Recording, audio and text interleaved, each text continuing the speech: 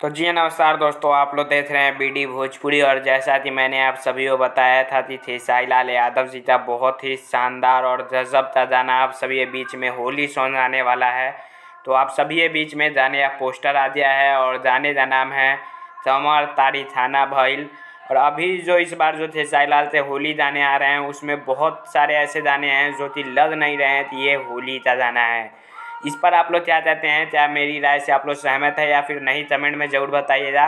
फिलहाल ये गाना आप सभी को Sujay music world YouTube channel से देखने और सुनने को मिलेगा। वीडियो में खेसारी लाल के साथ में रक्षा गुप्ता नज़र आने वाली हैं।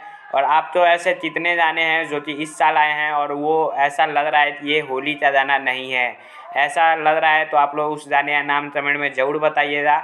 और जो आप जो सबसे पसंदीदा होली गाना इस साल बना है ये भी ज़रूर बताइएगा। तो आप सभी ज़रूर कल सुबह 6:30 बजे सुजय म्यूजिक वर्ल्ड पर ज़रूर सुनिएगा समर तारी थाना भइल।